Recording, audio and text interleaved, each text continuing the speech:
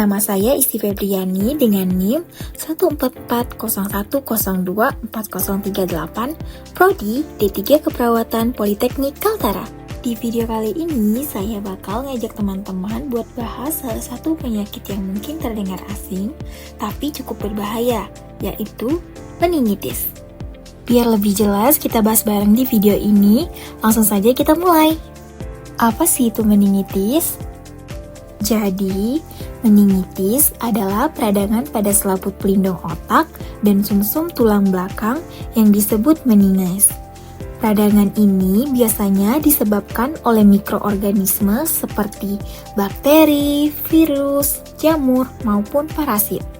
Mikroorganisme tersebut dapat masuk ke dalam tubuh, kemudian menyebar melalui aliran darah hingga mencapai cairan otak, dan akhirnya menyebabkan peradangan pada selaput otak. Penyebab meningitis. Penyebab dari penyakit meningitis ini ada beberapa jenis, yaitu yang pertama, bakteri. Ini yang paling berbahaya dan bisa berakibat fatal. Yang kedua, virus. Ini paling sering terjadi, tapi biasanya lebih ringan. Selain itu, ada juga jamur dan parasit, walaupun kasusnya jarang. Yang terakhir yaitu non-infeksi, misalnya seperti kanker, cedera kepala berat, penyakit autoimun, atau efek samping obat-obatan tertentu. Tanda dan gejala meningitis. Tanda dan gejala juga perlu kita waspadai, seperti demam tinggi, kaku kuduk atau leher terasa kaku, sakit kepala hebat, dan fotofobia atau sensitif terhadap cahaya terang. Pada kondisi yang lebih berat, penderita juga dapat mengalami penurunan kesadaran seperti kebingungan, mengantuk terus-menerus, bahkan sampai pingsan atau koma. Jadi, kalau mengalami tanda dan gejala seperti ini, jangan ditunda, segera periksa ke tenaga kesehatan. Nah, kalau tidak ditangani dengan cepat, meningitis bisa menyebabkan komplikasi serius seperti kerusakan otak, gangguan pendengaran, atau penglihatan, kejang, hingga yang paling berbahaya yaitu infeksi darah yang bisa berujung pada kematian. Pengobatan meningitis. Untuk pengobatannya, tentu harus dilakukan di rumah sakit ya.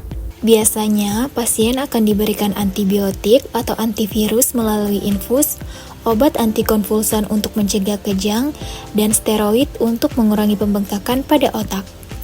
Perawatan meningitis. Selain pengobatan, pasien juga memerlukan perawatan seperti istirahat di ruangan tenang, pemberian cairan infus, fisioterapi jika diperlukan, serta asupan nutrisi yang cukup untuk membantu pemulihan. Pencegahan meningitis. Nah teman-teman, ada kabar baiknya lagi bahwa meningitis dapat dicegah dengan cara melakukan vaksinasi, menjaga kebersihan diri, tidak berbagi barang pribadi, serta menerapkan pola hidup sehat.